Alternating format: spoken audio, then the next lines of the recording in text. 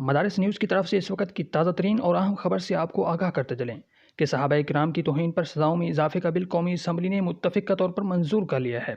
قومی اسمبلی نے صحابہ کرام کی توہین پر سزاؤں میں اضافے کی بل کی منظوری دے دی، جس میں توہین کرنے والے کی سزا کو بڑھا کر کم از کم 10 سال کر دیا گیا ہے۔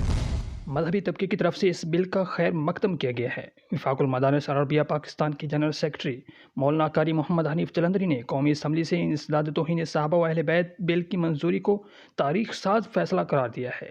مولانا حنیف جلندری نے کہا کہ اس بل کی منظوری وقت کا اہم تقاضا ہے، جس پر اس کے روح کے مطابق عمل درآمد بہت سے فسادات اور مسائل کا راستہ روکنے کا ذریعہ بنے گا۔ مولانا جلندری کا مزید کہنا تھا کہ سوشل میڈیا کے موجودہ دور میں گستاخیوں کے واقعات بہت سے فسادات اور انتشار اور بدامنی کا سبب بنتے ہیں، اس لیے اس کی قانونی بنیادوں پر روک تھام حد ضروری تھا۔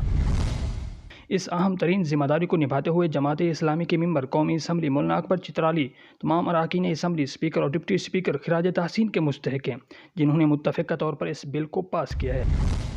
مولانا قاری محمد حنیف جلندری نے ملک بھر کے علماء کرام اور زندگی کے مختلف شعبوں سے تعلق رکھنے والے افراد سے اپیل کی ہے کہ وہ اس قانون کی ضرورت و اہمیت اور اثرات و ثمرات سے قوم کو آگاہ کریں اور اس پر عمل درآمد کے لیے راہ ہموار کریں۔ سرکاری خبر رساں ایجنسی APP کے مطابق منگل کو قومی اسمبلی میں اس بل کے حوالے سے جماعت اسلامی کے رہنما مولانا اکبر چترالی نے فوجداری قوانین ترمیمی بل 2020 پیش کرنے کی اجازت طلب کی۔ بل کے اغراض و مقاصد بیان کرتے ہوئے انہوں نے کہا کہ صحابہ کرام کی توہین پر اس وقت 3 سال قید کی سزا ہے، جبکہ کسی شہری کی توہین کی سزا 5 سال مقرر کی گئی ہے، جو کہ ایک ناانصافی ہے۔ لہذا اس بل کی بدولت صحابہ کرام کی توہین کی سزا میں اضافہ کیا جائے گا۔ وفاقی وزیر قانون نے بل کی مخالفت نہیں کی، جس کے بعد انہوں نے ایوان میں بل پیش کیا اور ایوان نے بل کی متفقہ طور پر شکوار منظوری دے دی۔ مولانا اکبر چترالی کا مزید کہنا تھا کہ بل کے تحت صحابہ کرام کی توہین کرنے والے کو کم از کم سزا 10 سال اور 10 لاکھ روپے جرمانہ ہوگا۔ انہوں نے مزید کہا کہ اس بات کا تعین کیا جائے گا کہ توہین کرنے والے نے کون سے الفاظ استعمال کیے۔ الفاظ شدید توہین کے زمرے میں آئے تو سزا عمر قید بھی ہو سکتی ہے، لیکن کم از کم 10 سال ہونی چاہیے۔ مولانا اکبر چترالی نے کہا کہ میں اس بل کے پیچھے 2019 سے لگا ہوا ہوں۔ یاد رہے کہ قیمہ کمیٹی نے 2019 کے اندر بھی اس بل کی منظوری دے دی تھی۔